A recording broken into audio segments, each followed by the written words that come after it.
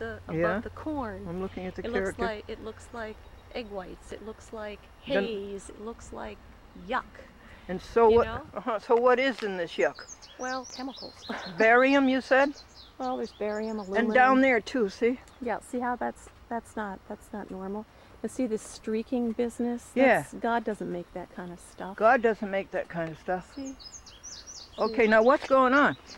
Well, Why are they ruining our azure blue sky, which we would have today if it Right. weren't for that? well, Is there's that more of it over That's there? all more of this stuff. Right. We should have a blue sky. Yes, we should have a azure blue sky. So- So what's going on? Well, there's a lot of things going on.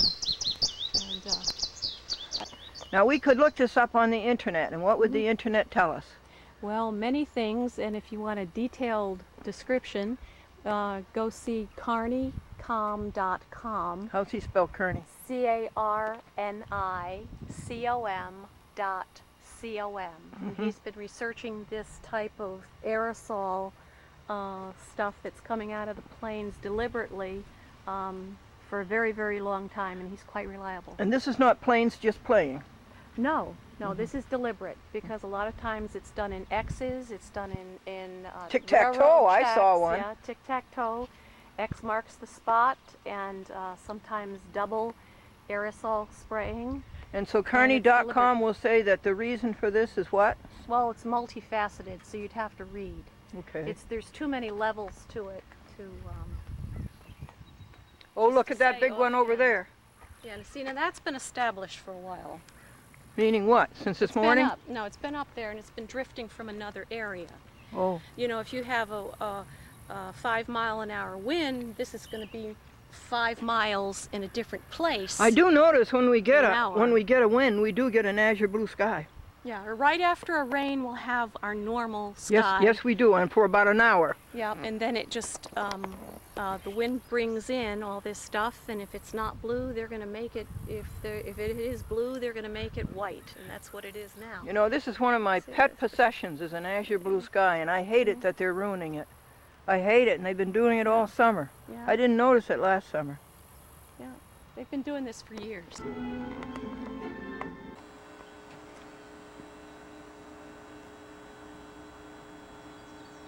When did they tell you you've done it? I think we're verifying username. waiting for it to fill, aren't we? Yeah, verifying user's name.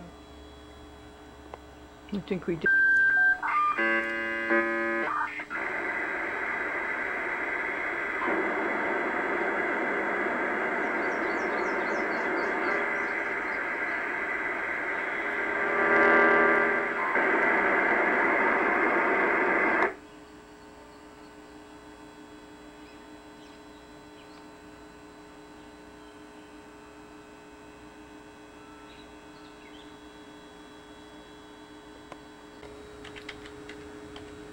So how do we get rid of it, Mary? We hit the X. Just delete it, yes.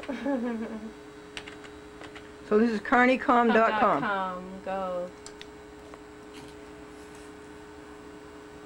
Not available offline.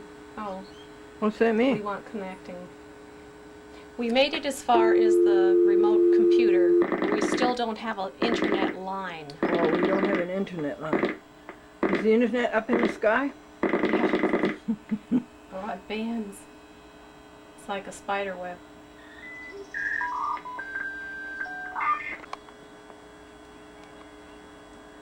There's our azure blue sky.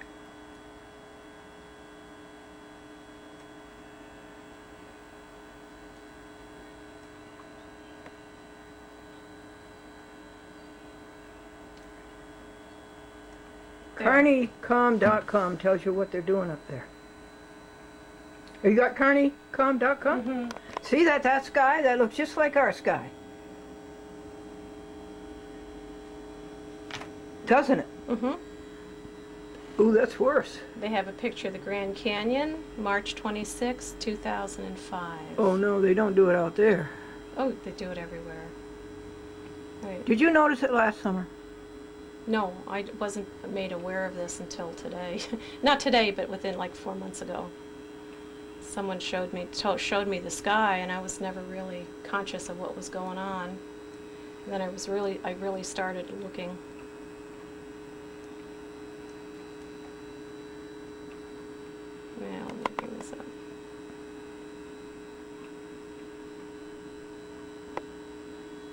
They even have a German translation. Okay. We have observations. We have extraordinary biological observations, magnetic field measurement, deceleration continues, theft of our sunlight. What? Theft of our sunlight, the October solar storm, medical findings, time to start watching our time, dendrite crystals, all sorts of magnetics, moles, illness prevails, direction of energy. We have very low pulses and the HARP program, HAARP. What's that? That's a program that's run by the Navy up in Alaska. You'll have to read this site to find out. I'm just looking at what they have as a menu. What did they tell you who's doing it?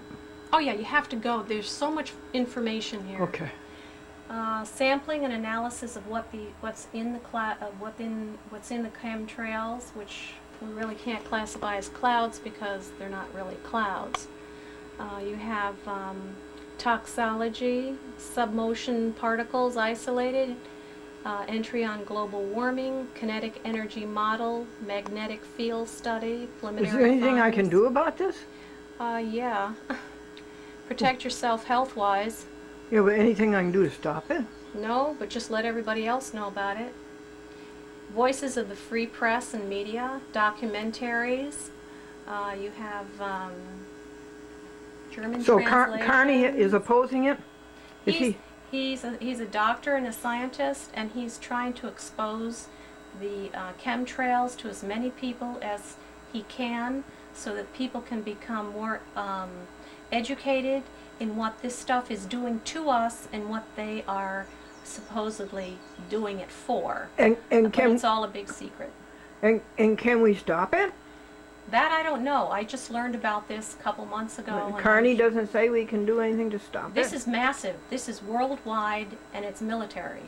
It is against our own people, and you'd have to read to see what's going on. You know, that's how big it is. They even have Okay. commentaries here. You have signs of the times, energy documents, civil liberties, veteran betrayal, briefing. I can't read this. It's fuzzy. You got something on your screen here, kiddo. It's probably a cat. Cats or cake. But anyway, there's a lot of evidence. I'd rather read cake than this stuff. They have mortality versus visibility, mortality rates, particulates, and disease, laser applications, the connection between ELF, aerosols, HARP, and ELF. What's ELF? That's your low frequency energy waves, Oh, microwaves, whoa. like you microwave your food. Yeah? Well, they can microwave you too. I shouldn't say that, but that. Anyway, a drought monitor. They have lots of things in here, so You sure we can stop them? I don't know. I'm just learning about this and protecting myself. I wear a mask when I go out if I can. What, a painter's mask? A little bit more technical than that. It separates particulates. So if I'm working out in the farm, out in the garden, I always have it on. Because people are beginning to have a lot of problems with their throats and their breathing and allergies, especially in the Northeast and the Southwest. A lot of allergies. And a lot of the things, a lot of the stuff is at this site. And this site will also give you many other sites. www.carnicom.com. And as you can see, he's been working at this since 1999. You know, there's a lot of links and can verify what he's done. And he's very methodical, and he's a scientist. So he also has on here at one of his entries a video which you can get and you can order. And How much? I don't know. Go to a link, please. Let's see, links here. We have links. The link you gave me the other day was HARP. Let's see. Barium Blues is very good. Radar Matrix. And Go to Barium Blues, please. okay. From this site, can we do that? Yeah, if it's a link. Yeah, oops, there it goes. Well, I'm not quite sure how your computer works. Me either. Okay, we got bariumblues.com. It works $20 a month, I know that. All right, so it better work. Might take you a while. We're halfway, quarter of the way. There we go. Barium Blues. Blues. Okay. Secret and covert operations by the U.S. Well, that's not quite right because other countries are doing it too. And here's a plane with 4 trails on it. That doesn't necessarily mean that that's the only kind. There are just 2. You can have stuff with just 2. Well, that plane that just went by had 4 trails? 2. The one that was in the sky had 2. Oh, gee, that's awful stuff. But Oh, you that's can terrible. see these skies are the same. Oh, no, it did have 4, Yes. Mary. Okay. I got a close up, and each one of those 2 is a 2. Okay. I don't know if you want to look at all that. No, Okay. that's enough for today. Okay, because it's. We got This out the is- word that they're yeah. doing bad things to our sky. And this is a ripple effect, and that's where they put a electromagnetic energy through it, and it comes out as a wave like this. The particles that they have up there look more like a wave. God, what do you think So- of this? Oh, I'm just overwhelmed by all the information that's out there, and the fact that our own government would do this. But the Henny thing- Penny, the sky is falling. Yeah, but it's a How little do you more know, serious Henny than Penny? that. I saw it with my eyes, I heard it with my ears, and a piece of it fell on my tail. Right. Let's go tell Turkey Lurkey. Turkey Lurkey was here yesterday. Oh dear. Have you seen any turkeys? Yeah. You have? Just a single one? No, mama and babies down the road. Here we have, How they many- call them machine-made clouds. This also links you to HARP, the HARP program, which is a Navy establishment in Alaska.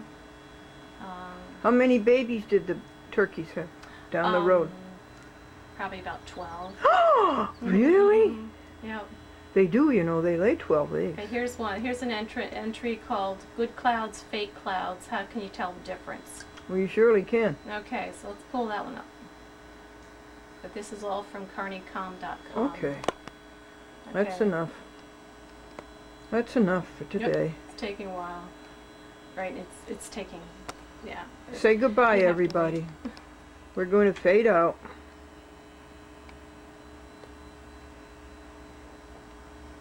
See, this is essentially what you saw. Yeah. You didn't see the actual plane, because by the time I got you out there, the plane was gone and they turned the jets off. Yeah. See? Do you hear that, folks? When we went out there to show you the Chemtrail. mess that they were doing, the chemtrails, by the time we got there, the plane that was doing it had disappeared. They knew we were coming. They just left. They knew we were coming. Bye, everybody. Goodbye, and thank you for the information. Goodbye, computer. All right. Now, do you have a back button? The first one that I...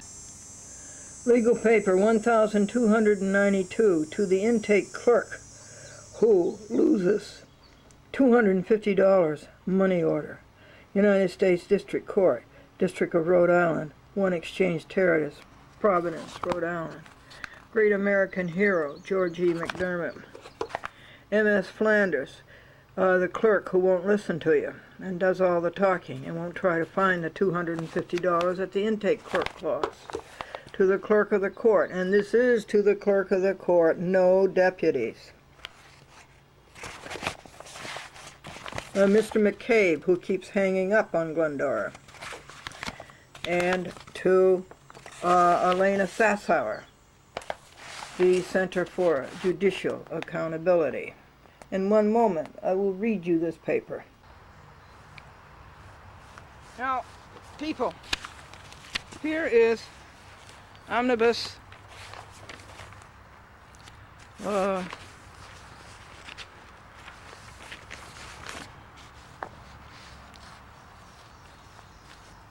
Omnibus 26.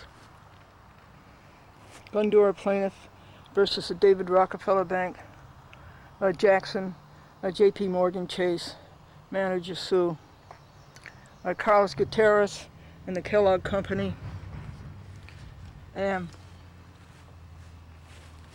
quite a few other defendants. I suppose you should know who they are quickly. Daniel Dominguez, a judge in the Puerto Rico federal court. Arthur D. Spat, a judge, and his ghostwriter named D'Amato in the federal court in Suffolk County, Long Island, Eastern District of New York. Flom and Agnello, chief judge and the clerk of the Seventh Circuit in Chicago. Pearsall, judge in Sioux Falls, South Dakota, a federal judge. William Wilkins, the chief judge of the Fourth Circuit in Richmond, Virginia. Joseph F. Battalion, that's another judge, federal judge in Nebraska. And Elliot Spitzer, the Attorney General of the state of New York, and his accomplice, Monica Cannell. That's who was sued. All right, now, so I sent these money orders to the United States District Court in Providence, Rhode Island.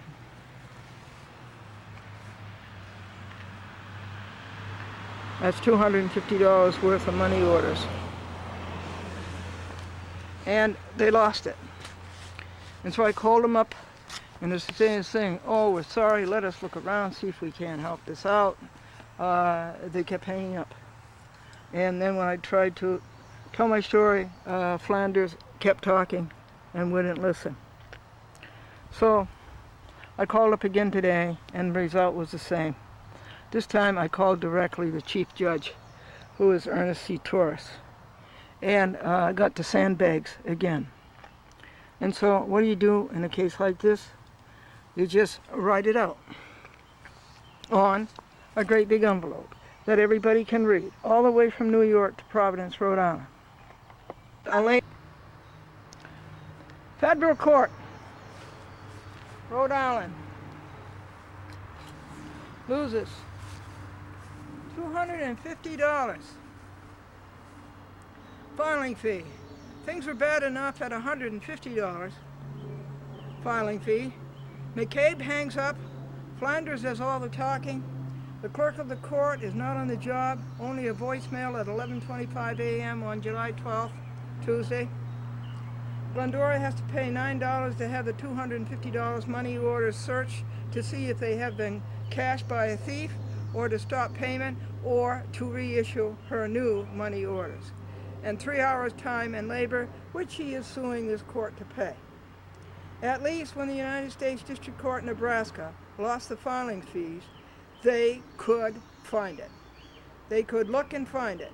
And so did the Raleigh, North Carolina.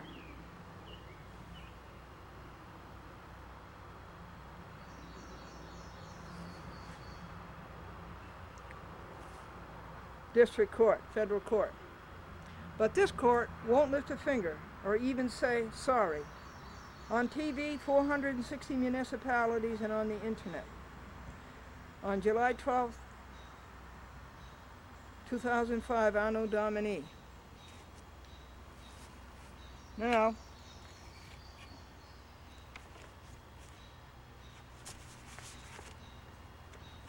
inside,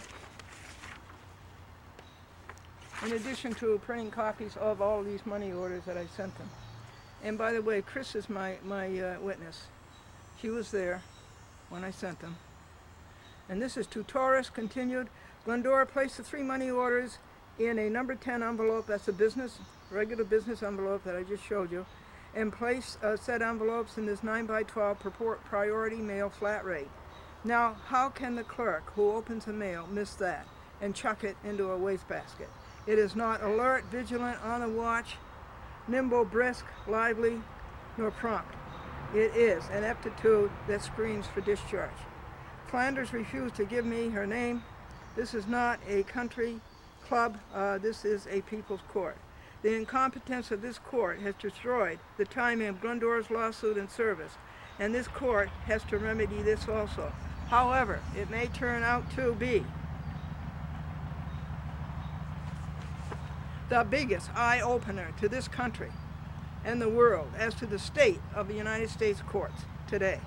The $100 increase is unearned and it's reserved, and you know the service list, yours in truth, and in Armo Patriae Glendora, and the estimated internet number is 4,121, edition 7, and to be posted circa 3 weeks.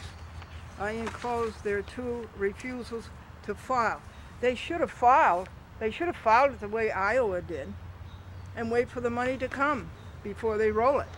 They could have at least done that, but not this court. This dumb Providence, Rhode Island federal court. They had to turn it back twice. And here is a letter to the Postal Department that says the inept federal court in Rhode Island lost these 3 money orders.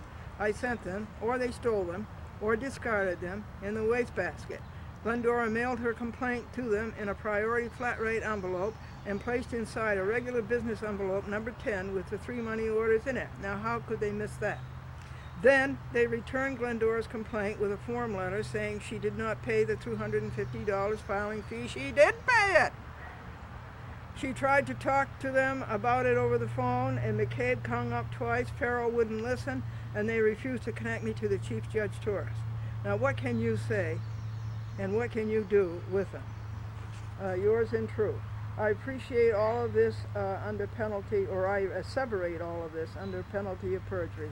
Glendora, 7/11/5. The bank robber said to the bank teller, "One move from you in your geography." And she said, "Don't you mean history?" And he said, "Don't change the subject."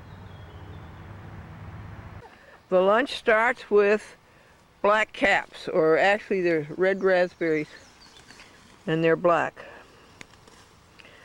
And they're very red inside. And you don't get the prickles, but I do. Okay. Slim pickings. Well, I think you'll be able to probably get about a cup. No.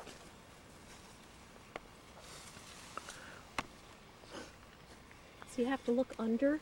Under? Oh, yeah. A lot of times that's where the You aren't afraid of the prickles? Oh, No. look, there's where they are. See, that's where the sun won't hit them a lot. Oh, the sun doesn't like, they don't like the sun? They do, but the longer they're in the sun, the drier they get. Oh, See? oh. So, oops, there's one of these. Eat them. Aren't they good? Oh, yeah. It's so sweet. Well, when I finish, I might come get one. Well, I'm on a roll here. yeah, right. Can you get these guys? I'd better stop because I don't think you're going to get that many. Oh, no, don't stop. Yeah, I better stop. I don't see that many. Oh, he's got a cricket. Now we will walk the estate. We're walking the estate. And this is the declivity down into the woods. There's a stream down there. Now we'll come up around to the blueberries.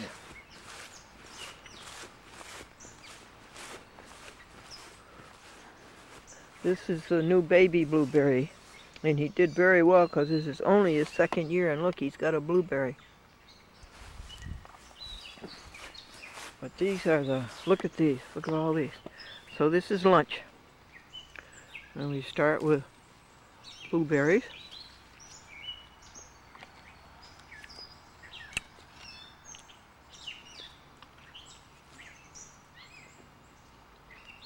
You have to wait, you know, and get them just right or they aren't sweet. I don't think that one's right. This one maybe.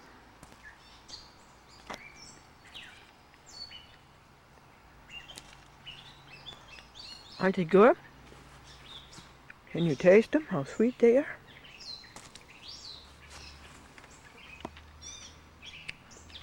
Amazing, isn't it? God is an amazing creator. So, blueberries are nicer. They don't have those prickles.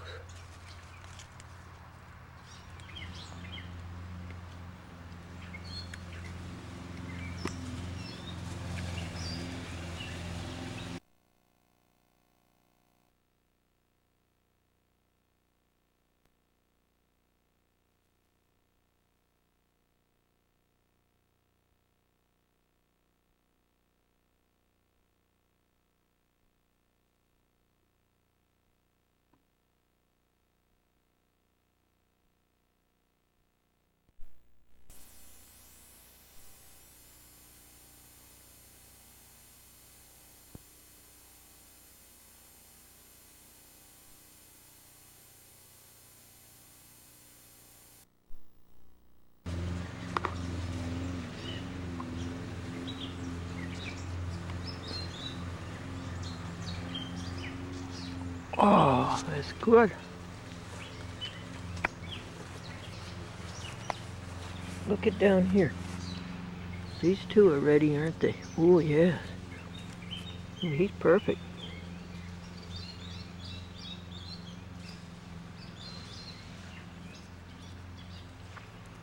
And into the alimentary canal.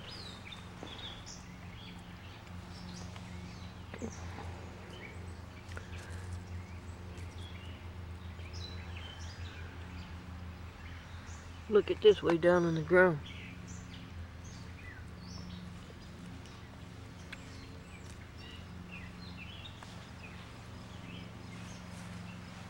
They're all over. All right. What's next on the menu?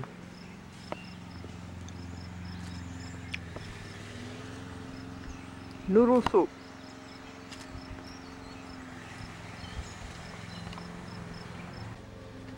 I am so remiss.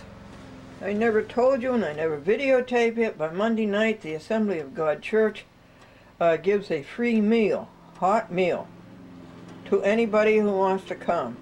And it was spaghetti and sauce and lemonade and desserts and a salad.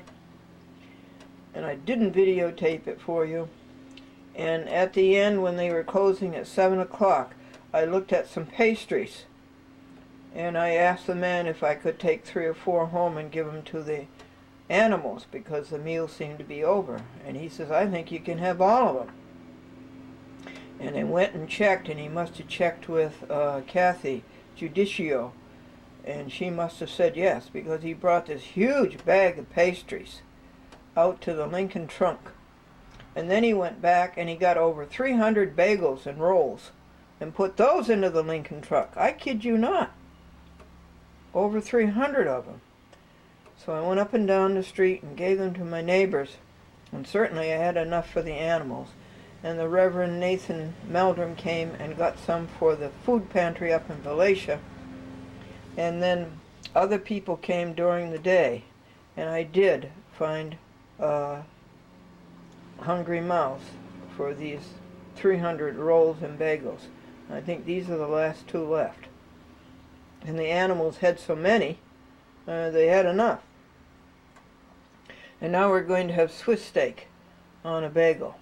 Vegetarian Swiss steak. I'll show it to you. Here it is. And with that, we'll have cucumber. And look at this, folks. Look at this. Special delivery in a hot cooler. And look what's in here. A vegetarian casserole. And we'll be exploring that later. And here it is. And it is too bad that it's not smell-o-vision. So you can smell how delicious it is. This is a vegetarian casserole. I'll give you the recipe in a little while. Here it is. Have a bite. It is delectable. Have a whole plateful. She made me so much. Yum, yum.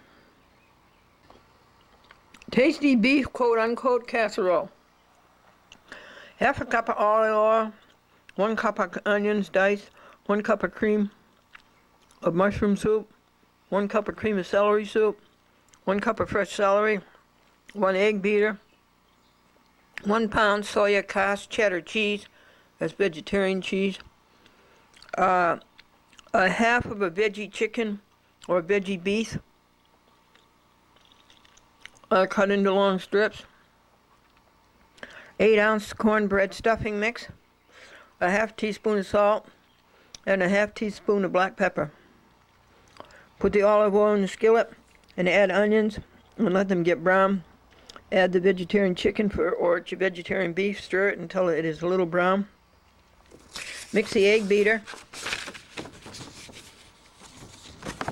in a large bowl and add the cream of mushroom and the cream of celery soups and mix. Add fresh onions, celery, and cornbread stuffing, mix and combine well. And cooked meal. Add cooked meat. This is vegetarian meat and onions, and mix into the rest of the ingredients. And shred half the cheese and blend it in and stirring well. This is vegetarian cheese. Put into an 8 by 8 inch casserole dish and cover with the rest of the cheese. Preheat the oven to 350 degrees and bake until the top is a little brown. It is scrumptious. Sixth and last legal paper of the period that started June the 24th, the last Friday in June, and will go until day after tomorrow when a new cycle of legal paper starts. Charles Former, the Cablevision jester, the court jester. George McDermott, great American patriot. John Voach, town justice, town of Harrison. What's the name of this lawsuit? Glendora versus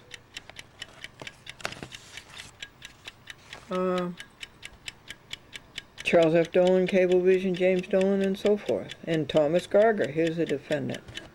And a copy, of course, is going to great American hero Elena Sassower for the for the Center for Judicial Accountability. Mac Boudil, public access enemy number 1. Christine Savarino, public access enemy number 1.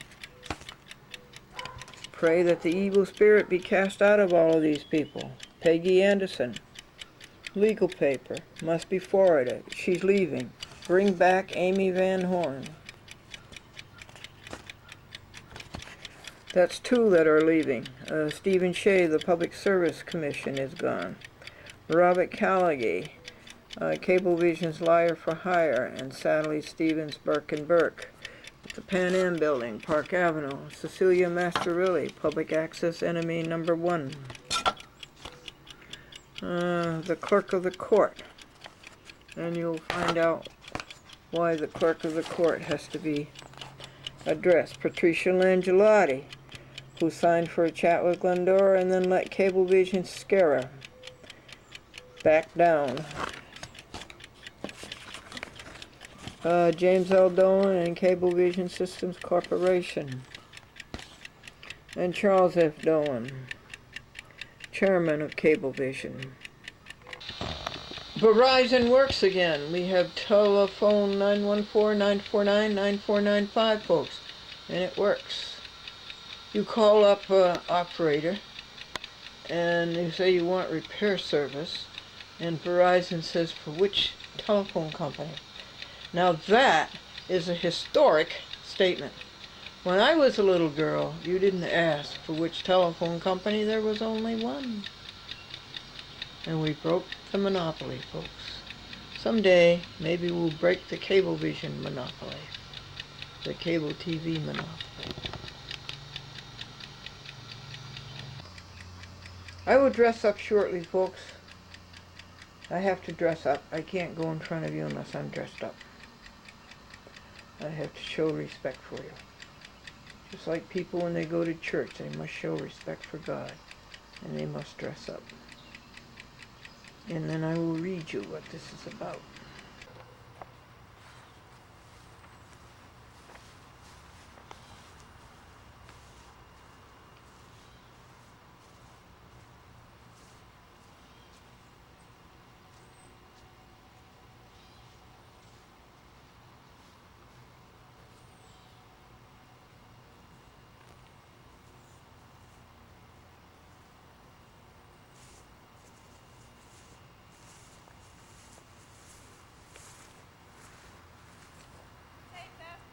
Yes, honey. I've got another cucumber for you. Oh, good, Jane. Jane has another cucumber from her garden for us. This is the paper. July the 13th, 2005, 7 days since Independence Day. Town Court Justice. Town Justice Court, Town of Harrison. Where is it, honey? On the mailbox. Oh, thank you very much.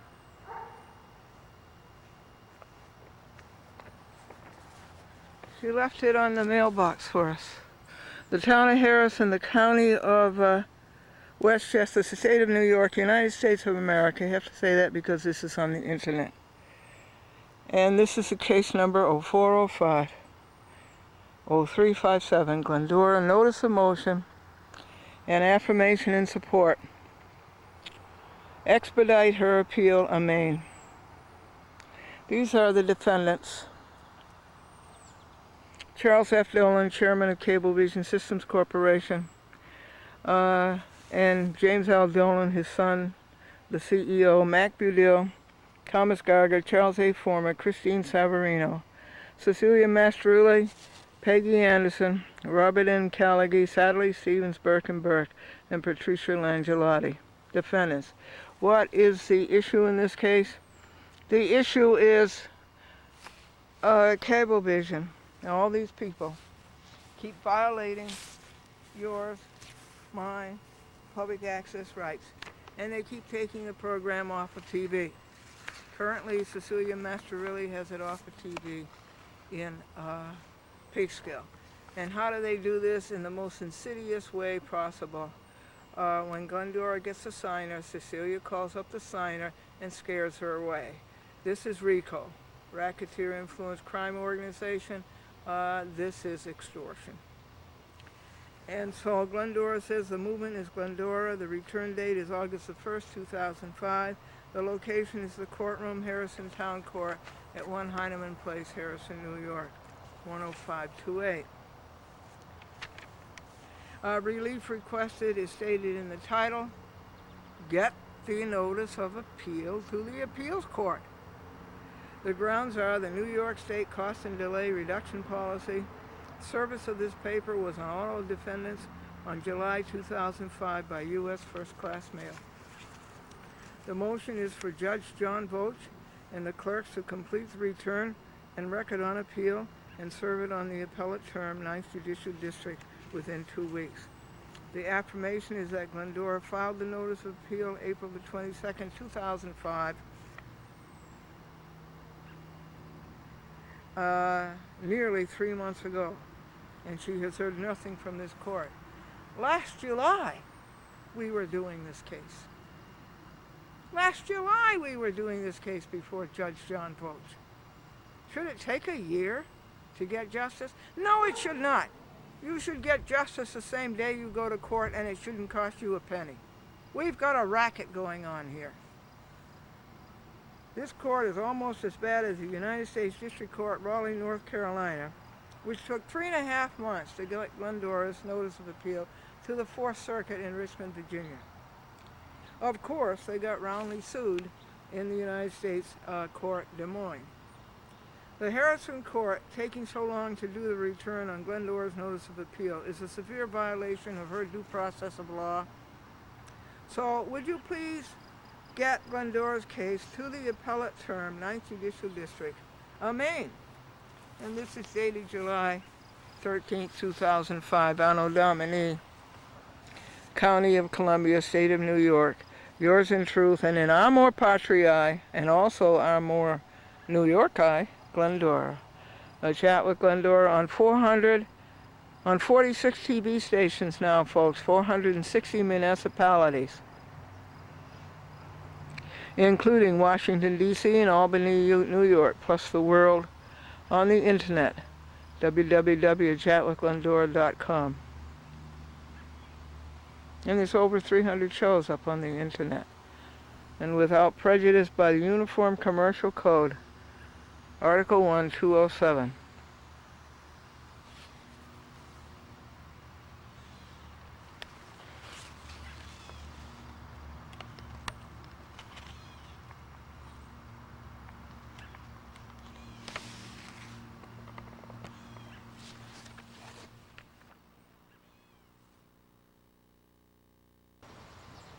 Folks, why don't judges go to chiropractors?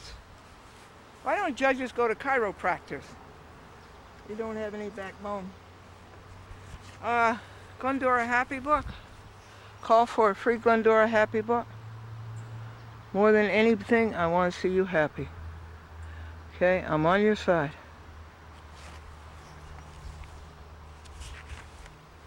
Let's see what other announcements we have for you. Oh, it was the funniest thing today.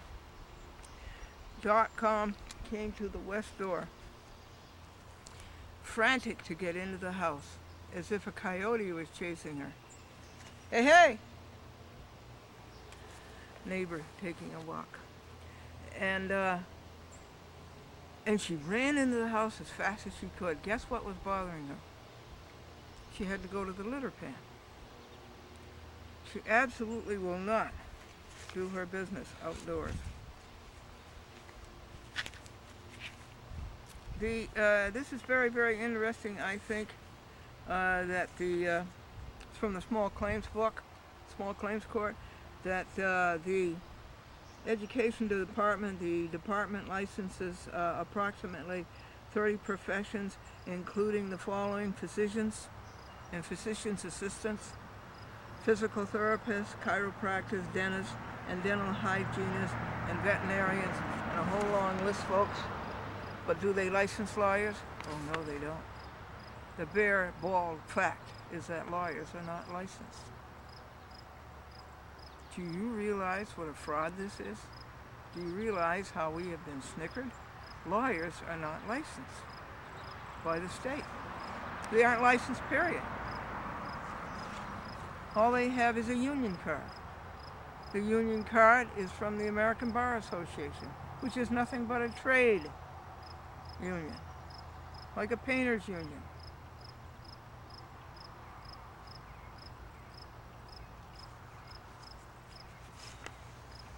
The Department of Taxation and Finance, alcoholic beverage, motor fuel, diesel motor fuel, owners of diesel motor vehicles, flea market promoters, vendors required to collect sales tax, organizations exempt from sales tax.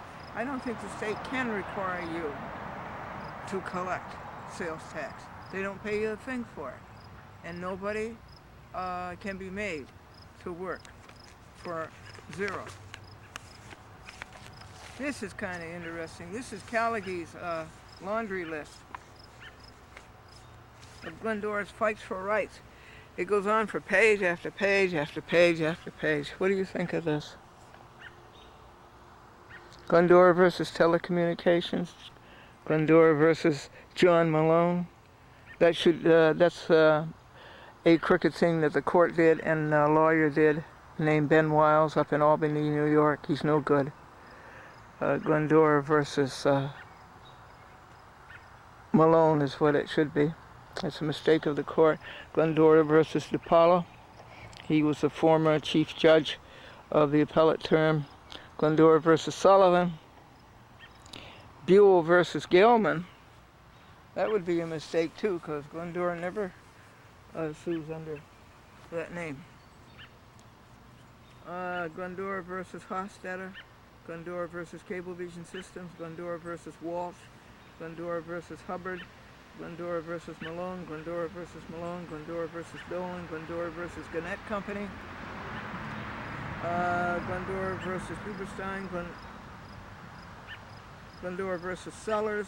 That's DCTV. Glendora versus Jacobs. I've even forgotten who Jacobs is.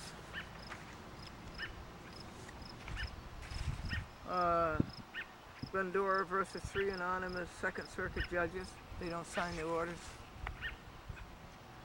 Glendora versus Barone. Glendora versus Newman. In regard to Glendora, in regard to Glendora, in regard to Glendora, in re Glendora, these would be complaints of judicial misconduct. Glendora versus Winter. He was the chief judge of the Second Circuit. Glendora versus the Board of Directors of Cablevision Systems Corporation. Gwadzinski versus Sandler Associates. Yes, I was a creditor. Cablevision. Glendora versus Sandler Associations, Glendora versus Cablevision Systems, Glendora versus Telecommunications Incorporated, it's no longer in existence. Glendora versus Marshall, wrong name, it's Glendora versus Malone. Glendora versus Hostetler, Glendora versus Cablevision Systems Corporation, Glendora versus Malone. Is that on? On DC TV, on public access in the District of Columbia, folks, I have spent 635 hours fighting for my public access rights in the District of Columbia, and it's cost $10,034. Court fees, printing, post, travel. This is the All-American TV show. It's exclusively American, and it represents the entire United States. And public access is the all-American institution where a person can stand up in the park and communicate with his neighbors. Did you notice that we have 46 TV stations now in the Glendora Television Network? Dolan, protecting our public access rights against Insane Cablevision Systems Corporation and Charles Dolan and James Dolan and Mac Udell and Thomas Gardner and all those public access enemies. You know what that has cost? Well, it's taken 11 years and 9 months. We have been vigilant, we have been wide awake, we have been alert, we have been lively and nimble and quick, watching public access and what Cablevision tries to do to it. And we've done this for 11 years, 9 months, and we have a record of 1,065 lies told by Cablevision and the people whom Cablevision hires.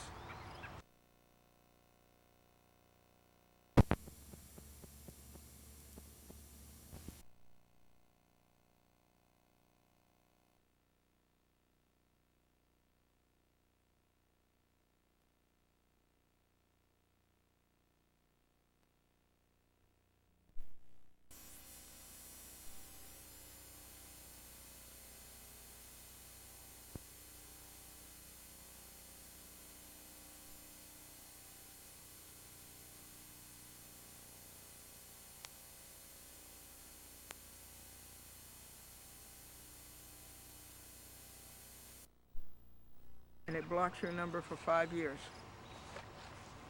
Henry Harold Williams sent me a long essay about why judges are so quick to put innocent people in jail, because they have a prisoner's account, and somehow or other they sell bonds on that, and also they have a lot of bonds. They make you sign a bond.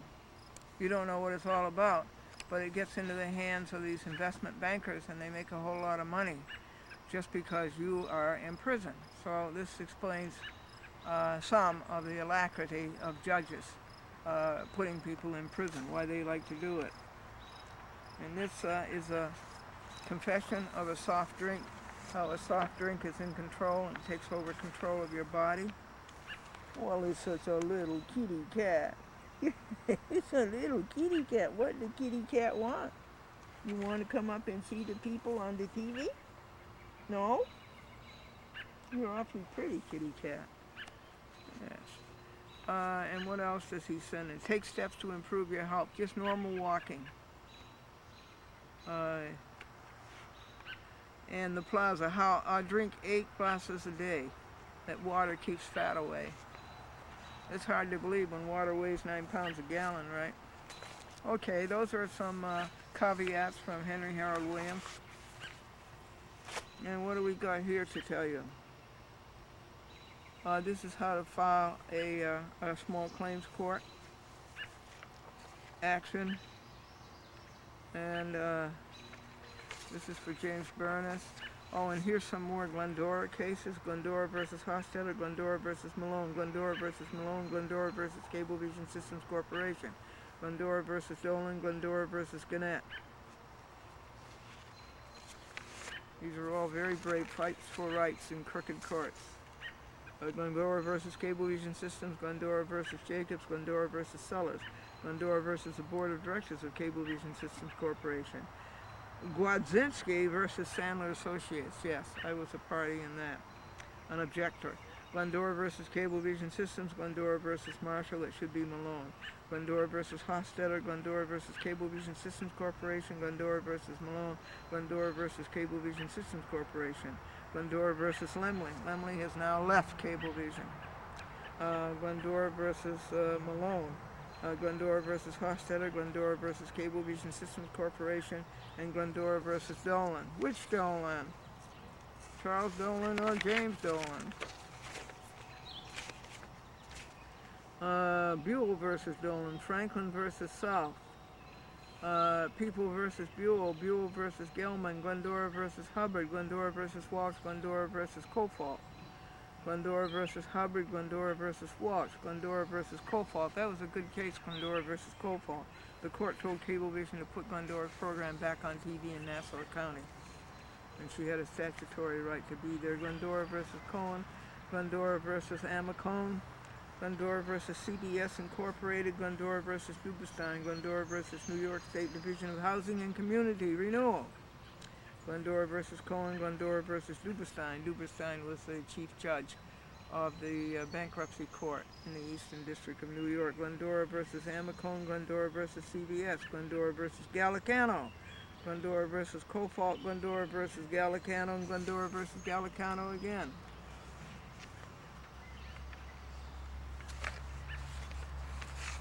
And I think that's it.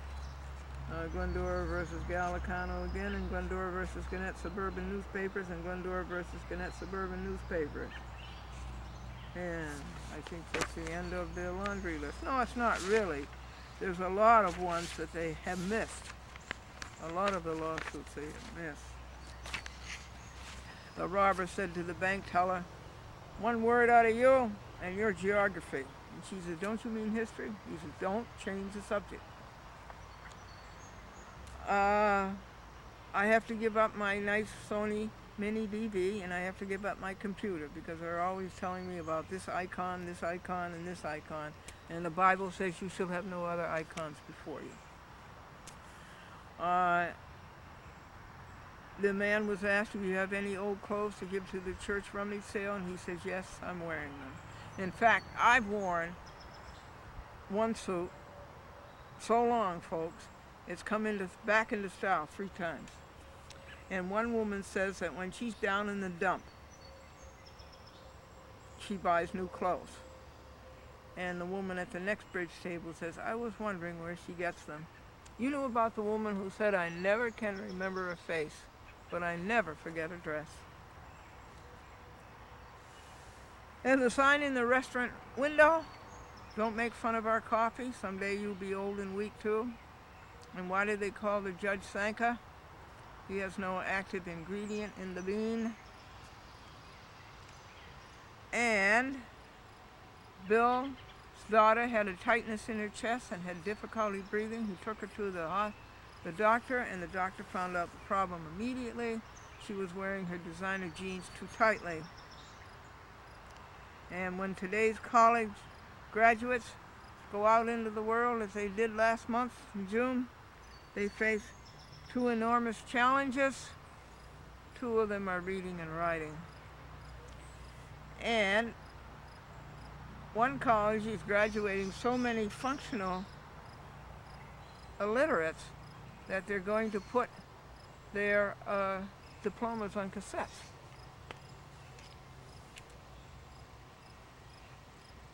And Eddie says that when he was in college, he had the women running in circles around him. And his wife says, "That's right. He was the girls' track coach." So send for a happy book. Our desire is to see you happy. And you can be happy, and it's easy. That's very, very easy. Okay, you have your alone time with God every day, and you count pure thoughts, and you sing hymns, and every 15 minutes you rejoice about something. And if you have any enemies, you pray for them.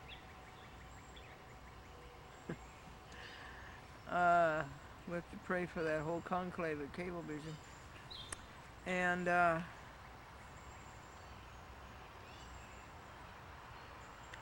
you find that set of talents that God has given you that's different from anybody else's, and you find the one thing that God created you to do that you can do better than anybody else, and you clean yourself out inside. If there's anything ugly, dirty, or nasty, okay, you clean it all out. You admit it. You apologize. You recant. You reform. You don't do it again, and you make good for it. You redeem. What else? You find your oneness with God, and you lead other people to your oneness with God, and that way you'll have all the money you want, and all the cars you want, and all the big houses you want. You'll have everything you want, the appreciation, the attainment, the achievement, the applause, the fame. You'll have everything you want. Just be one with God and lead others to be one with God. And did you hear did you hear about the 3 ropes who were walking down the street, and they went into a restaurant, and the head waiter says, "Aren't you ropes?" And he said, "We don't serve ropes in here. You'll have to leave." And out on the sidewalk, one rope got very, very angry, and he tied himself into a knot, and he tousled both of his ends. He went back into the restaurant, he sat down, and he's ordering, and the head waiter says, "Aren't you a rope?" And he said, "I'm afraid not."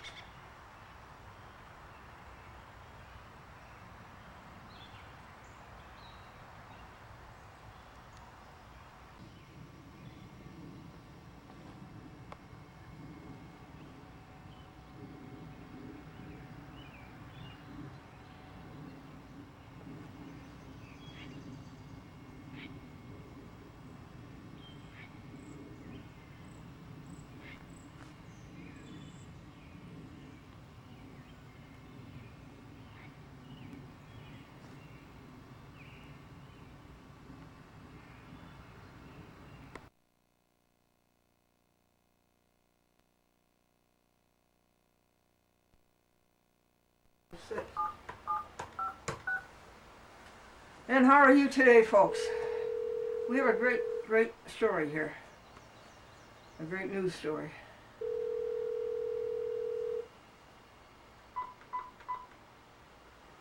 Hello. Hello, George McDermott. This is Glendora. How are you doing, Glendora? Very well, George. And you? Pretty good, pretty good. George, I find it very interesting, the material that you sent me, and I commend you upon this packet that you put together. Tell me about this Mr. Saperstein in Baltimore, Maryland. Well, I've got somewhat of a history with him. I first learned about Mr. Saperstein when he and his partners stole my business back in 1995 for $5. And I've tried for years to get the legal discovery on him, and all the courts refused to allow me to subpoena him or have him answer subpoenas, or so I know very little of him up until May of 2000. Hello. Hello. I think we lost signal with Washington, D.C.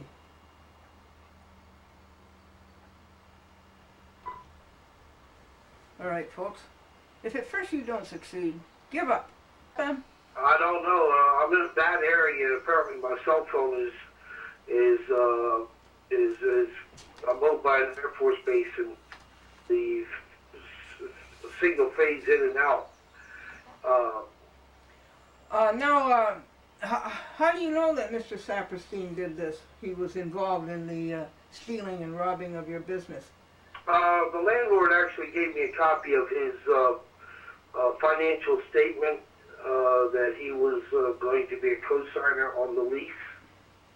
The lease of a building that you had a business? The lease which I had for my 50,000-foot roller skating rink.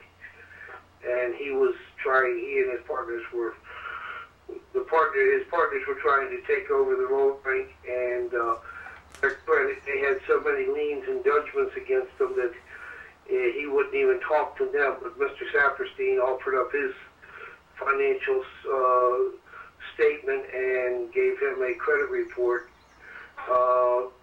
which had a social security number on it and everything as collateral. So, ever since I got the original documents from the landlord, I have not been able to get anything else on Saperstein and his crime organization. Mr. McDermott, explain to the audience, please, the most recent development on Norman Saperstein. I was contacted by MarylandCorruption.com on May 14th, 2005, and they informed me on email that Mr. Saperstein was due in court the next day to answer charges by the Maryland grand jury of fraud, corruption, theft, embezzlement, and bribery. Bribery is what you want. Okay, state officials. And so I went over to Baltimore, and I got there a little late. Apparently, he had a real quick hearing. It was a little bit more than about 11 minutes long, 32 pages on the transcript. And it was a video transcript, so it's the first time I ever saw him in any way. And that's when he pled guilty to all 8 counts of the grand jury indictment. And what did they say he had done? Oh, the list goes on and on. He had bribed Baltimore school officials so they would falsify loan work orders for him. He had carried large sums of cash. He paid one Baltimore employee almost $250,000 so that he could inflate the bills by almost $4.5 million. And what was he doing? What kind of work was he doing for the schools? He owned a business called Allstate Boiler Company out of Baltimore, which went around the school systems in the state of Maryland and repaired boilers and kept the schools running, both private and for a private enterprise after the state of Maryland. And why did he feel the need to bribe people to get his contracts? Oh, it was very simple. He paid $250,000 to this one man, and when he would put a work order in, the transcript clearly shows the state prosecutor did an excellent job of presenting his case. He had one man working over 40 hours in one 8-hour day. Well, but wait a second. At different locations. But and he's getting paid $40 to $50 an hour for that man. So you add up, the man was working 40 hours in an 8-hour day. So he was getting 32 hours of overtime pay for doing no work at all. Why was this an advantage to Mr. Saperstein? Oh, he was his organization was making millions of dollars in clear profit because they paid nothing out. I don't understand it. It isn't clear to me. All right. It isn't. I'll put it this way. You hire somebody to come to your house to fix your air conditioner, okay? And a reputable contractor would come in and he would tell you what time he came in and what time he left and how much the hourly rate was, okay? A disreputable contractor would come in and tell you what time he came in. You weren't home, so he would say that he left 10 or 12 hours later and bill you for all of those hours, even though he was only there for 15 minutes. In other words, he was just clearly ripping off the children of Baltimore and the school system for his own personal financial gain. Did Mr. Saperstein plead guilty? He pled guilty to all 8 counts. And at that point, the judge asked the state prosecutor to read into the record all of his crimes, alleged crimes, and the evidence that they had on him. State prosecutor read into the evidence and into the record all of his crimes and what he had done, and he admitted on the record that he had done these things and that he was guilty of all counts. Why did he do that, George? Why did he admit it? Why did he do that? They have so much stuff on Mr. Saperstein that apparently they're trying to do. He is very well connected in the state of Maryland. He knows everybody. And as a matter of fact, So why did he do that, George? Why did he plead guilty? Because there were 10,000 documents that the state prosecutor had to prove beyond a reasonable doubt that he was guilty. And had he went to a jury trial, the jury would have no problem finding, by the preponderance of evidence, that he was guilty. Okay, and then he was given a... He was giving a sweetheart plea bargain deal, okay? Which basically said he had to pay back the $4 million that they knew he had stolen from this one particular operation. And before he goes for sentencing on August 24th, he had to pay back in full 100% the $4 million, not counting the interest and the principal that he would have made off of it, at only 6% interest. And then he has to cooperate, allegedly, with the state prosecutor's office in bringing the other known co-conspirators to justice. He has to pay $120,000. He has to pay $120,000 for the Maryland Public Works, which he also did fraud. And he has to go to jail for 18 months. Well, that's a joke. He'll never go to jail. It should be just like Mr. Ebbs yesterday. Mr. Ebbs walked out of court a free man after being given a 25-year sentence. By the time all the appeals are over, he will never see the inside of the jail. All right, George, let's stick with Mr. Saperstein. Okay. What did you have? You had a skating rink, and you borrowed money on it. Why did you borrow money? Well, I built a 50,000 square foot state-of-the-art roller skating facility in 1984, and myself and my partners invested through borrowed money in our own capital, $1.6 million. You borrowed $1.6 million. Well, we borrowed $1 million. We invested $600,000 of our own capital. Okay. And from whom did you borrow this $1 million? I borrowed it from Bank of America, and that was the biggest. Actually, it was Suburban Trust Company, which is his successor, has been succeeded by Bank of America. And that was the worst thing I've ever did in my life. And who was there a crooked lawyer involved?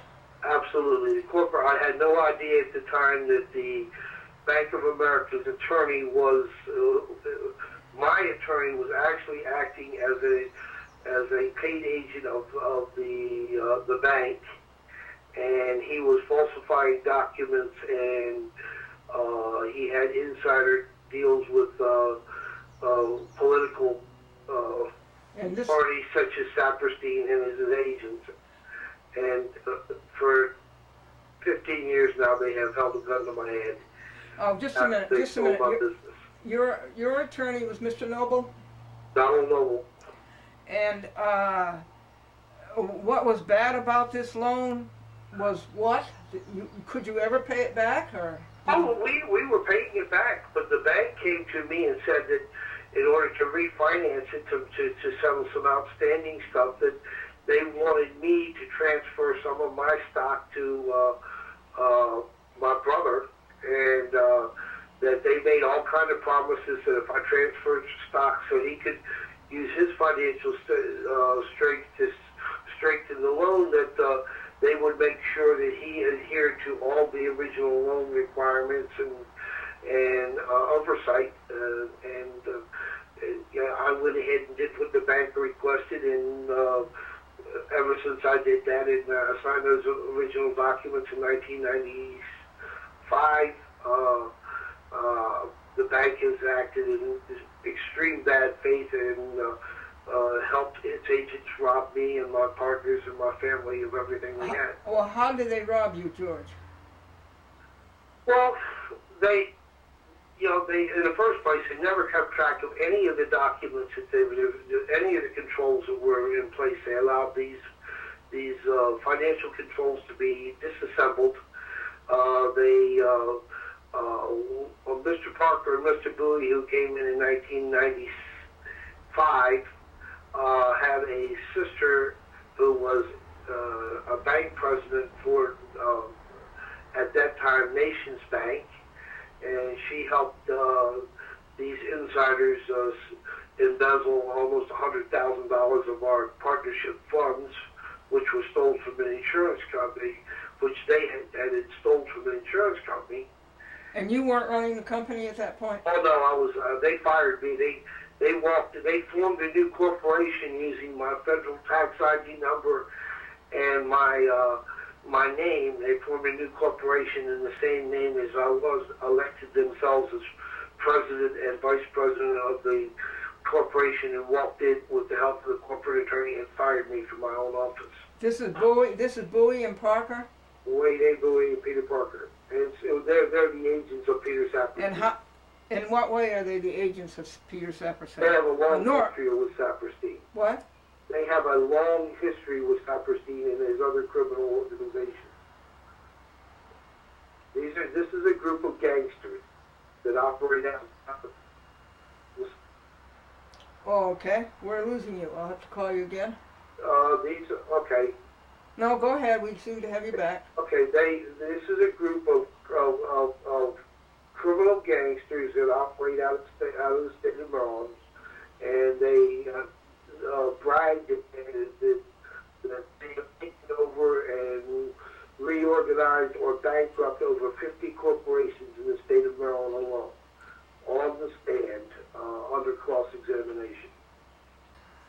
I think we will continue this at a later date.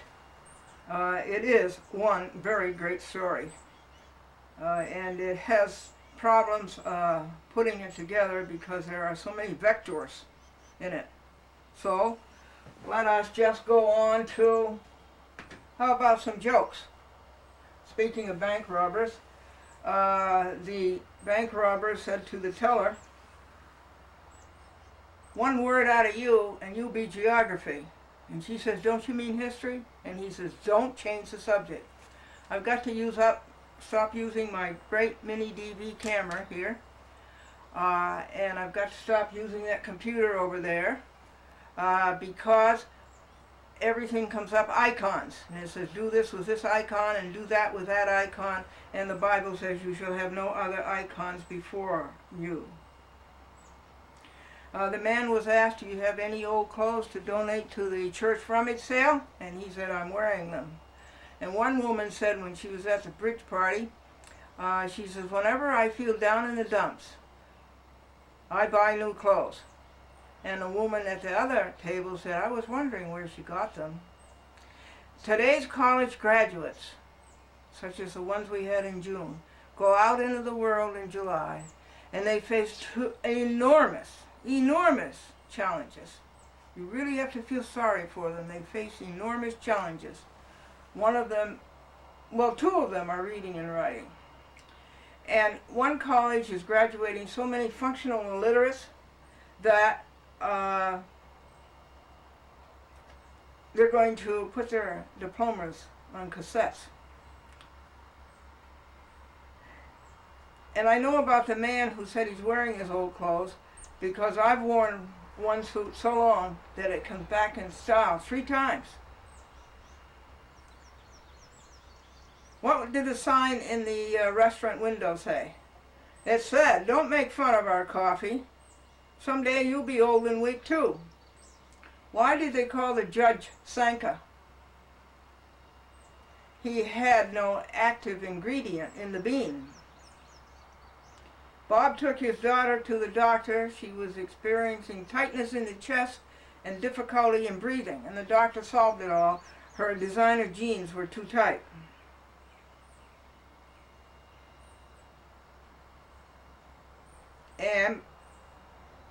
said that when he was in college, he had the women running in circles around him. And his wife says, that's right, he was the girls' track coach. This is Glendora. Glendora, cheerful look at life. 2 minutes of goodwill and good cheer and good humor.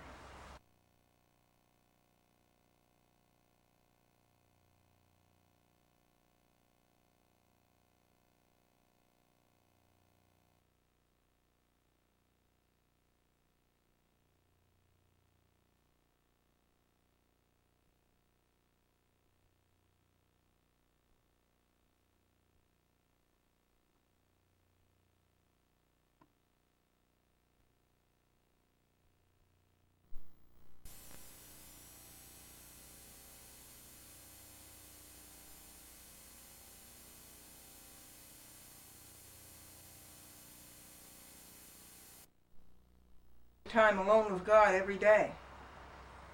And you find out that set of talents that God gave you that is different from everybody else's. And then you find out the work that God created you to do. It's a big complicated universe here that God is running. And God created you to do a certain job in it. And that's a job that you can do that nobody else can do. That was the thing that I was telling David Letterman when I was on his program. And then if there's anything dirty, nasty, or ugly inside of you, well, you just take care of that. You acknowledge it, you admit it, you apologize for it, you reform, you won't do it again, and you atone for what you did do. And now you'll be squeaky clean inside. And you're one with God, and God is one with you, and you're leading others to be one with God. And what it comes out to, all of a sudden you find all of that achievement and that attainment and that relaxation and that peace and that fulfillment and that joy and all of that happiness and all of that applause.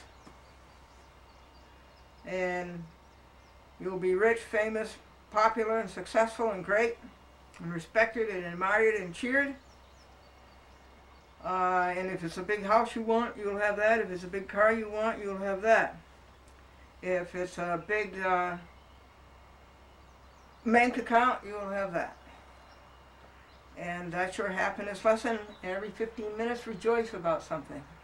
I rejoice about George McDermott and the call that he answered and how he fought back. And he didn't take this lying down. He exercised his freedom, and he employed the gifts that God had given him to expose this. So every 15 minutes you rejoice about something, and you sing hymns. You sing very nice hymns. There's lots of hymns out there on cassettes and on CDs. And you pray for your enemies. And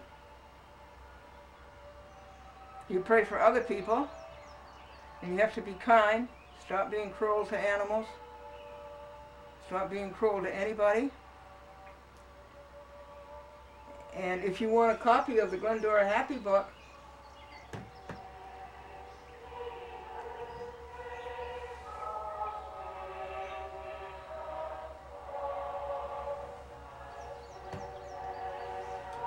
that's the thing we're talking about, is Amazing Grace.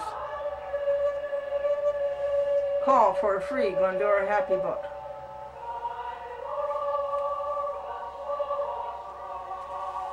And today is my partnership day. Exactly 1 year and 5 months ago, on February the 14th, the year 2004, Valentine's Day, I became a partner with God. How did it happen? What did I do to make it? I don't think I did anything. I think somebody was praying for me. And again, what is being sung about here? It's Amazing Grace.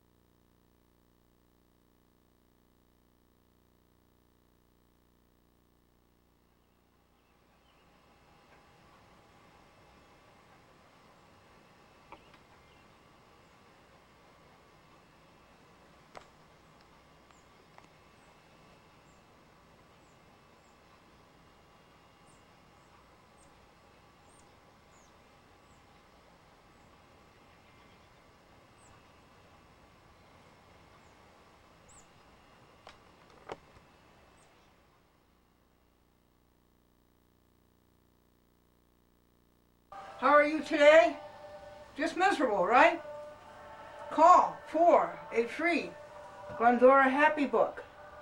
And folks, you won't get one unless you say your name very distinctly and very slowly, and unless you enunciate each syllable.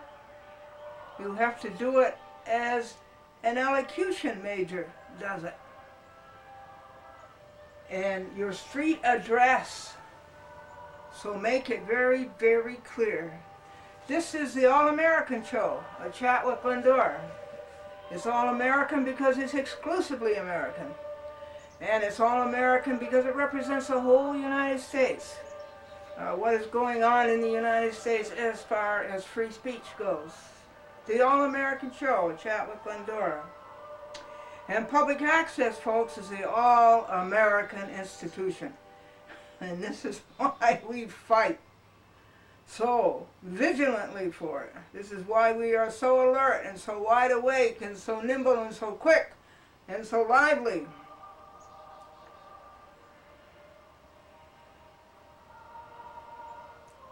We wish to thank White Plains. Thank you, White Plains.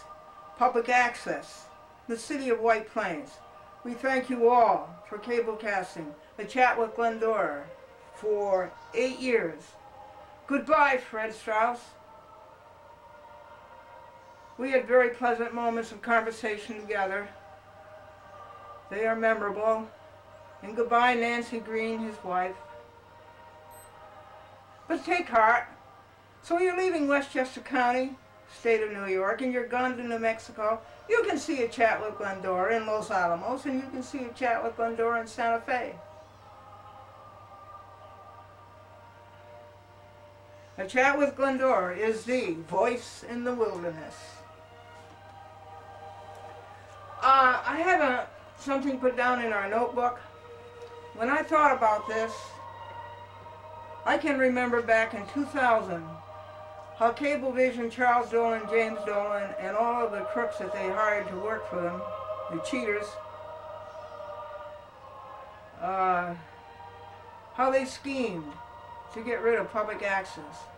First of all, understand their motive. It costs them money to do public access. You all have to understand, those of you who are not among the erudite, not among the initiated few, that public access is mandated. Okay, nobody could get on broadcast TV much, and so when cable TV came along, the governments mandated that the cable operators reserve a channel for public access. And that's how we became the electronic soapbox, and we are analogous to a person standing up in the park communicating with his neighbors. That's free speech, unadulterated, glorious free speech that deserves and gets the utmost protection by the Constitution of the United States. If you can find a judge anywhere who adheres to the Constitution of the United States. But anyway, insidiously, way back in the year 2000, Cablevision started a deliberate plan to unseat public access. And they started holding meetings saying that they had to do first come, first serve. And that meant that the new public access producers couldn't get on public access TV because it was getting filled up. Right then and there, Cablevision was breaking the law, because if the channel gets filled up, Cablevision is obligated by the law to have a second channel. So right then and there, they insidiously start saying that's what first come, first serve means. Every 3 months you signed up, and the first ones in line get the first service. That's not what first come, first serve means by the law. The law does not say first come, first serve every 6 months. The law says first come, first serve, period. Glendora was there in 1993, and she's to stay there and to be first served until it's over. Until she says it's over, or until it's over by any other means.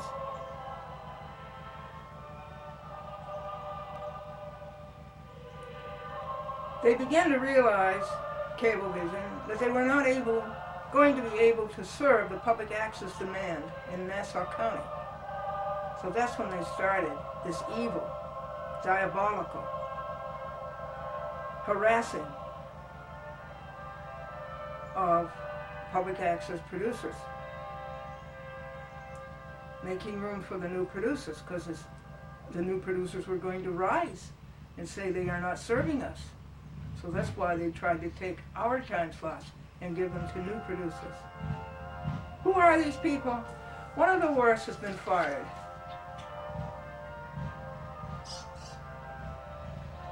That was Maurice Cunningham. Another one is Cecilia Masterilli. Another is Christine Savarino. Another is Peggy Anderson. Another one is Thomas Garger. Another is Mac Dudill. These are all hired guns to murder public access so that Cablevision won't have to pay for it anymore. Did I mention Mac Dudill?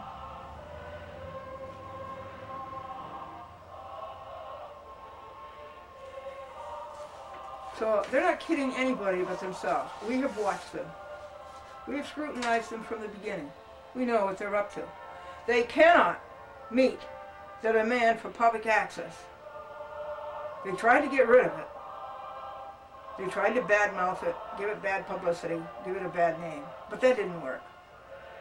And then they tried what you saw, making us stand out in line all night long the night before and all that, and that didn't work. And they tried, now they even gone criminal and are doing a lottery. And I don't see why you people in Nassau County do not call up the Gaming Commission of the state of New York, who regulates games of chance, and report Cablevision to them and haul them off in handcuffs in jail. And I mean Charles Dolan, Cablevision Systems Corporation, James Dolan, Mac Dudill, Thomas Garger, and all of the rest of them. Haul them off. Goodbye, Peggy Anderson. You certainly did your part to harm public access, but you will no more. You're going to Florida.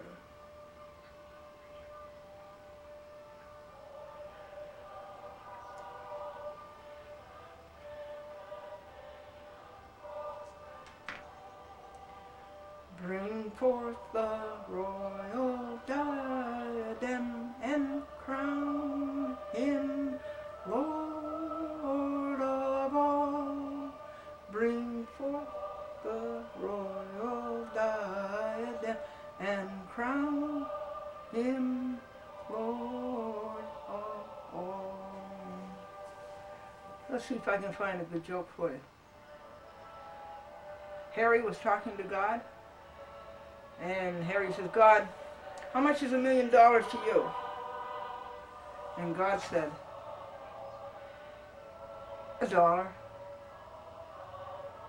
$10. And Harry says, well, God, how long is 1,000,000 years to you? A second. And Harry says, God, would you loan me $10? And God says, certainly. Just a second.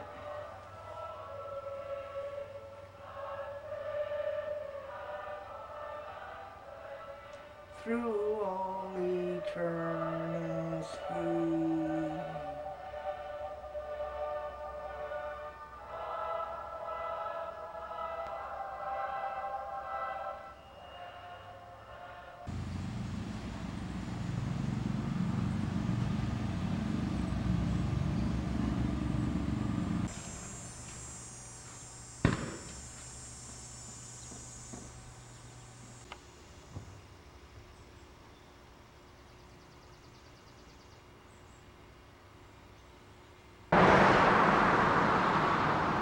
This is Berkshire Telephone Cable, now owned by Fairlawn Telephone.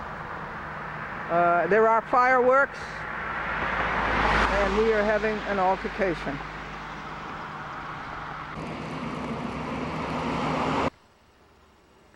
Turkeys, Mama and Papa, and babies.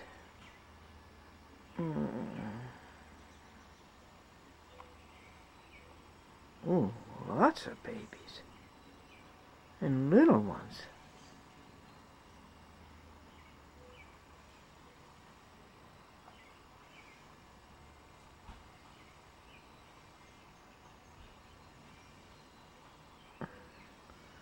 was showing his camera to Aaron Simpkins yesterday, and apparently it's off of automatic focus. It's not a clear picture. And they all aren't in a queue. Aren't they supposed to be in a queue? No, I guess not. Oh, 3 big turkeys. Oh, 4 big turkeys. Then it's 2 families?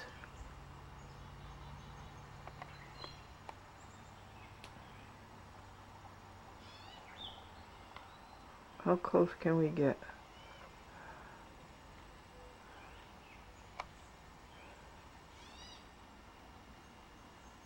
Yeah, we should have reset the focus to automatic. Aaron was most intuitive about operating the Panasonic VHS recorder, the old 1970 or 1980 model, and he's taking it on vacation with him. And he did a test, and his pictures that he got were superlative. The quality of it is magnificent. So what do we got? 4 turkeys, and I didn't get a chance to put out their corn. Okay, I'm going to try it. They will probably run away, but I'm going to try to put out some corn for them. Okay, the focus is all right. It's on auto. And then I found out in experimenting with the camera and being awed by it. This is the Sony Mini DV. Aaron Simpkins put the P effect. What is the P effect? Put it on sepia. And that's why we weren't getting the covers. So now I got it back onto off and execute. There it is. In auto shutter. Okay, I think we're all right now, folks.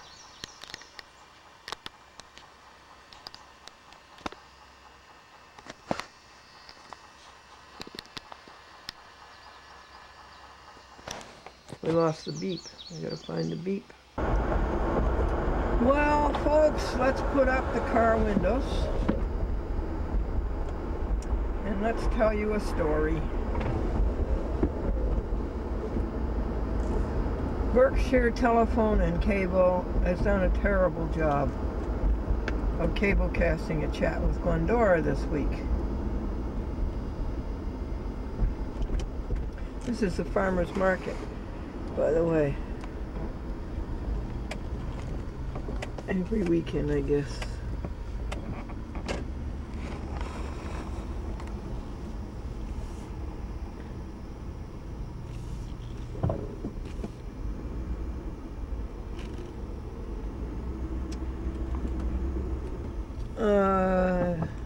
Their machine shut the program off at 33 minutes instead of 2 hours.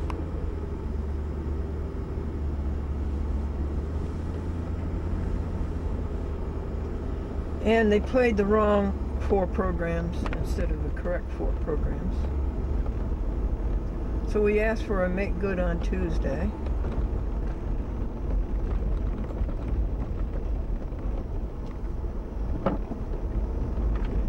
I don't know whether that ever came off or not. So we asked for one on Wednesday. And I don't think we got that. And we asked for one on Thursday night. I don't think we got that. So they were complaining that every program had to be on a new tape. Well, Glendora is on 47 TV stations, and that's not true with the other 46. But in the interest of goodwill and good relations, I conceded that I would give them nothing but a new VHS. And I even went further and made it nothing but a new Super VHS, which is pretty expensive tape.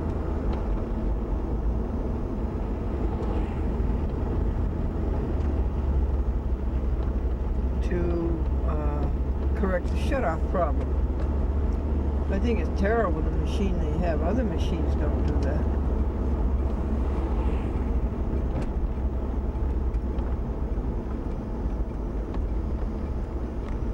So we're going over the hill now. This is called Smith Hill. It's a beautiful, beautiful hill. It's a big rock is what it is, with soil on top of it, and a tar road with rocks on top of it, and I don't like those.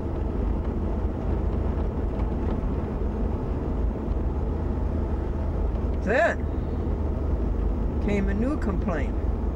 She says a paper that you sign every week says that you won't do slander and things like that, so we didn't play your last episode on your first tape. Woo! Wow! Woo! Wow! You know what that is? That's forbidden cable operator editorial control. The only thing they can't play is obscenity. And they said this was land slander, and what it was about was Savino, the liar for hire for Cablevision.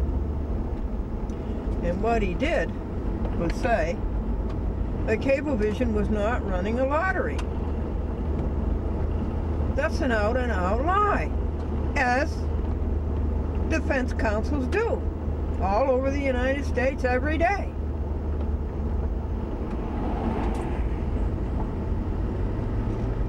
It was lying and it was misrepresentation, and I said so in very plain Anglo-Saxon terms on the Nassau County edition. We're coming to the top of the hill, isn't it pretty?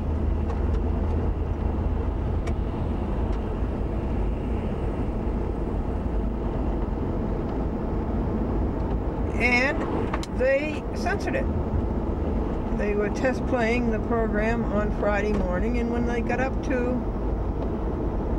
program 4110, 4th edition, now we're going down Smith Hill, they didn't play it.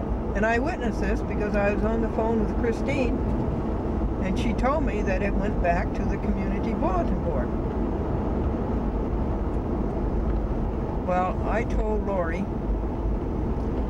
that it was violating a law, and the law is the Cable Policy Telecommunications Act of 1984, codified as U.S. Code 47, Sections 521, at Sequitur. Isn't this pretty now? You come down the hill, and then you see another hill over there.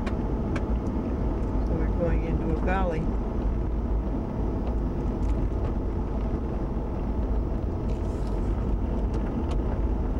You don't only have to watch the curves and the hills and all the driveways on this road, but you have to be very, very, very careful. And also the shoulder over here, there's really no shoulder. Very, very careful that mama deer doesn't come out with a couple of babies, followed by another friend with a couple of babies.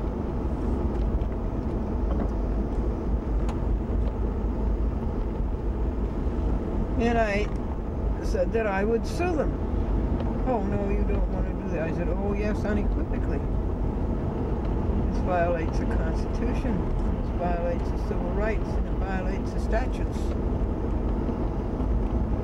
And he says, well, I'm going to the Ghent post office. I'll drop by there. And so in the interest of peace, I took my archive over to see if my archive would stop the cutting out. And I told you they played the programs backwards, didn't I? They played the tape that was supposed to be played on the 18th, they played it on the 11th. So that was another compounding exasperation. This is Berkshire Telephone and Cable. Just bought by Fairlawn Telephone. And so this man named Peter something over at Taconic, where the people are so nasty, you know, Taconic Telephone, the people are so nasty. We have that documented on videotape. So he said not to play. He would be, of course, an actor in this lawsuit. I told Lori that the lawsuit would be for $183 million. Well, by the time I got through there, and she asked me to see Stephanie, and it isn't clear what Stephanie does except a million things. And when I get over there, apparently they'd had quite a few meetings, and Stephanie was in a meeting, and I was delayed, and they were playing a chat with Glendora on the cable, and it was around 11 a.m. It was what you call a test run. So finally Stephanie came out of the meeting, and apparently this is what the meeting was about. I explained the law to her that I just explained to you, and added that it also violates a state law, Title IX, New York Code, Rules, and Regulations.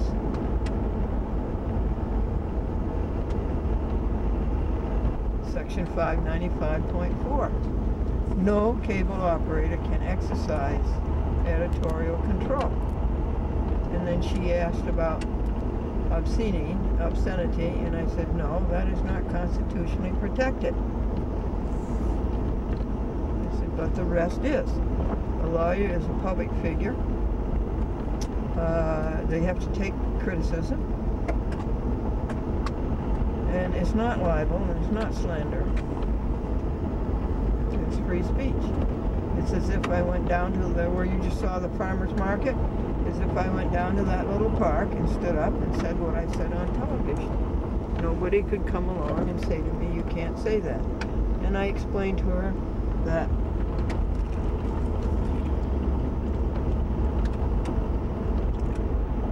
public access is a traditional public forum and a designated public forum. It's a traditional public forum because it's been going since 1970.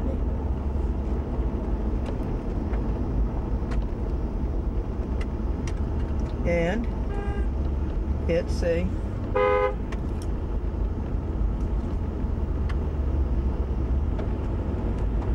designated public forum because of Title 47, Section 521 executor.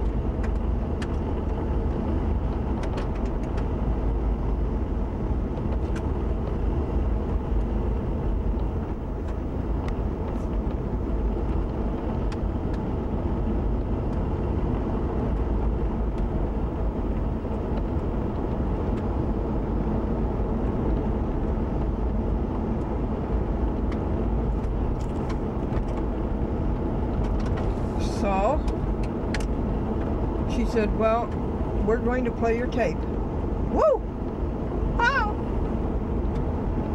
Tremendous victory for public access. Tremendous achievement for free speech. We put up the fight. We were backed by the law. And we won. Whoopee! I said, well, if you're going to play it, then I don't have a case against you.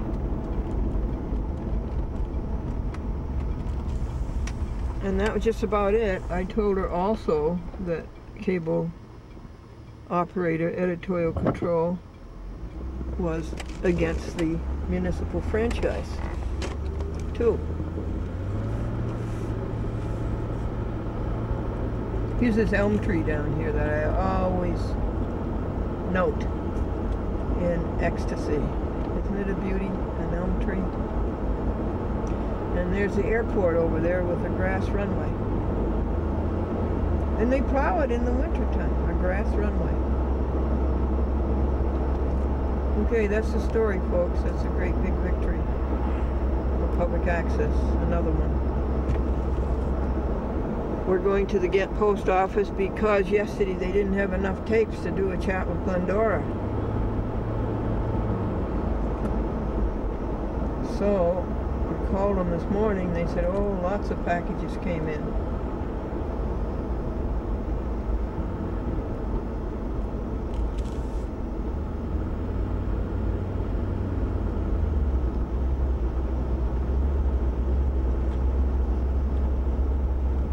Bless you, young lady. Bless you. Don't hurt your heart, though. This is a pretty drive through this country road, isn't it? Okay, a joke.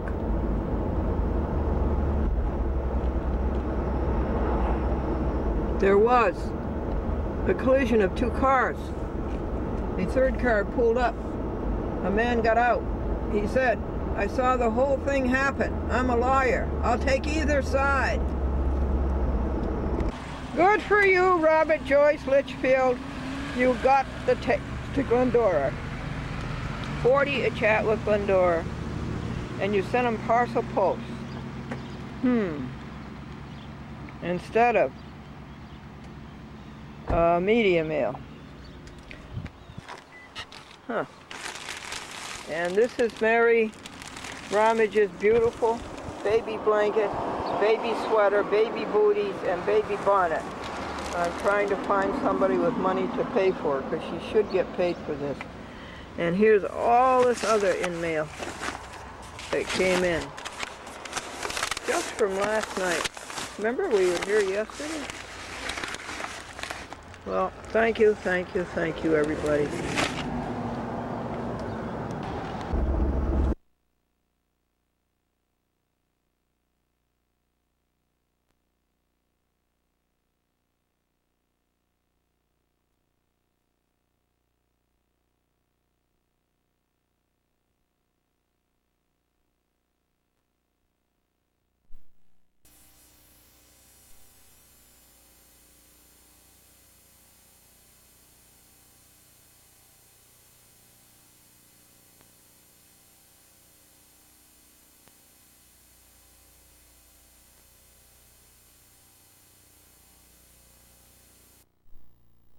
Panasonic VHS camcorder, and he was intuitive about it right away. He picked it up and he seemed to know what to do and where to connect things, and I didn't do it for him.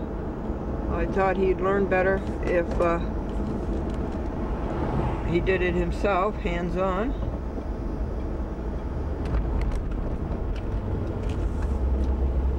And do you know that old camcorder, way back in 1990, yields a beautiful picture. He took pictures of the greenery and of the blueberries, and they were exquisite on the monitor. Amazing resolution and color and brightness and liveliness. So this is a companionship that's philosophic. A teenager and a camcorder. And they're going to have fun together. He leaves today for vacation for 2 weeks, and he'll probably bring us back some beautiful pictures. Isn't that nice? And then he mowed our lawn, and then he went and he mowed Mrs. Somebody's lawn. And so I'm very happy about that. That's the Panasonic VHS camcorder that Mary Ramage bought at a rummage sale or a tag sale or a garage sale for $10.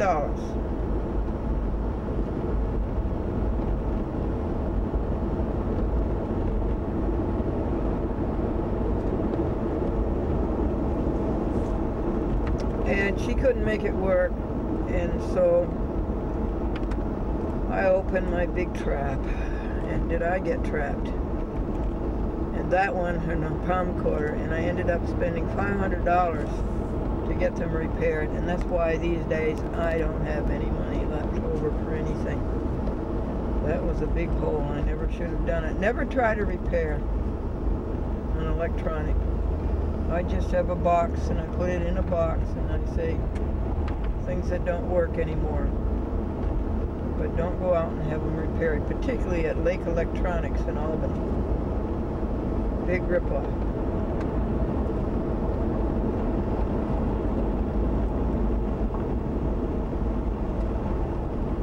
That's Mary Ellen.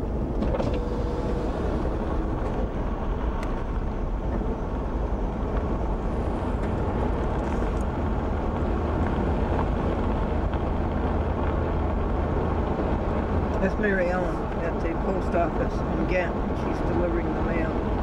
I asked Roxanne where she was. Mary Ellen's very interesting. Did you know that she has 15 brothers and sisters?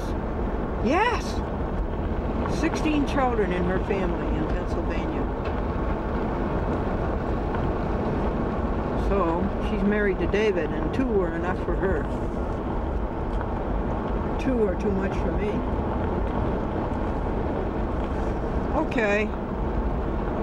Jokes.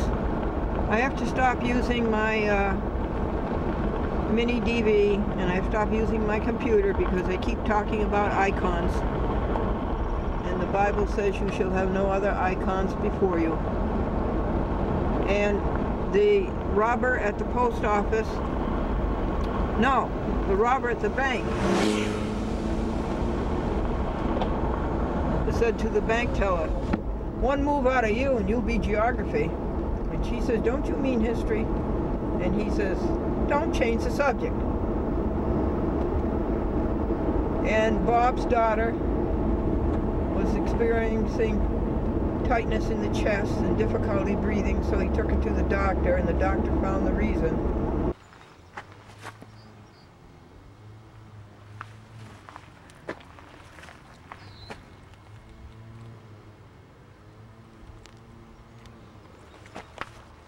Oh.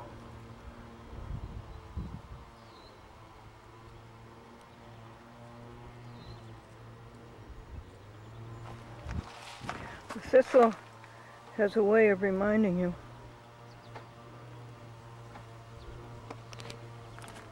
Isn't it magnificent? There's people like that, right? Who have these terrible prickles, and yet they make a beautiful blossom. Here's another one coming. Isn't it magnificent? Now thank we all our God with hearts and minds and voices, who wondrous things has done, in which the world rejoices, who from our